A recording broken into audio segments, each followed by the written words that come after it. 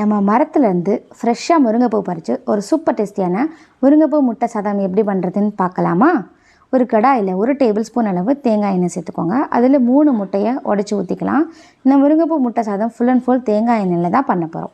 இப்போ இந்த முட்டையில் கொஞ்சமாக மஞ்சத்தூள், கொஞ்சம் உப்பு சேர்த்துட்டு நல்லா வறுத்துக்கலாம்.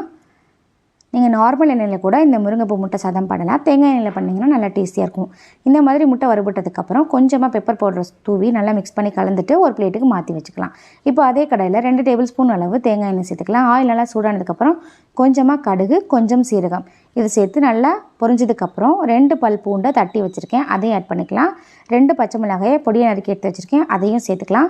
இதெல்லாம் நல்லா பொரிஞ்சதுக்கப்புறம் ஒரு 10 சின்ன வெங்காயத்தை பொடியை நறுக்கி எடுத்து வச்சுருக்கேன், அதையும் ஆட் பண்ணிக்கலாம். உங்களுக்கு விருப்பம்னா பெரிய வெங்காயம் கூட சேர்த்துக்கலாம். பட் சின்ன வெங்காயம் சேர்த்து பண்ணிங்கன்னா டேஸ்டியாக இருக்கும். வெங்காயம் நல்லா வதங்கி வந்ததுக்கப்புறம் ஒரு தக்காளி அதையும் சேர்த்து நல்லா வதக்கிக்கலாம். கொஞ்சம் உப்பு சேர்த்து வதக்கிக்கோங்க.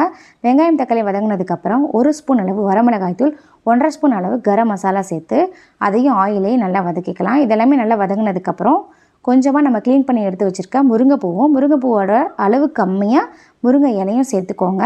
முருங்கைக்கீரையுமே சேர்த்துக்கோங்க. இதுவும் நல்லா டேஸ்டியாக இருக்கும். இதெல்லாமே சேர்த்துட்டு இதை நல்லா வதக்கிக்கலாம். அடுப்பு லோ ஃப்ளேமில் வச்சு ஒரு 5 நிமிஷம் நல்லா வதக்கிக்கோங்க. முருங்கைப்பூ சீக்கிரம் வதங்கி வந்துடும். அடுத்து நம்ம ஆற வச்சிருந்த சாதத்தை இதில் சேர்த்துக்கலாம். சேர்த்து நல்லா கிளறி விட்டுக்கோங்க. கிளறினதுக்கப்புறம் உப்பெல்லாம் கரெக்டாக இருக்கான்னு பார்த்துக்கோங்க. ஃபைனலாக நம்ம வறுத்து வச்சிருந்த முட்டையை சேர்த்து கிளறினீங்கன்னா சும்மா சூப்பர் டேஸ்டியான முருங்கைப்பூ முட்டை சாதம் ரெடி. ட்ரை பண்ணி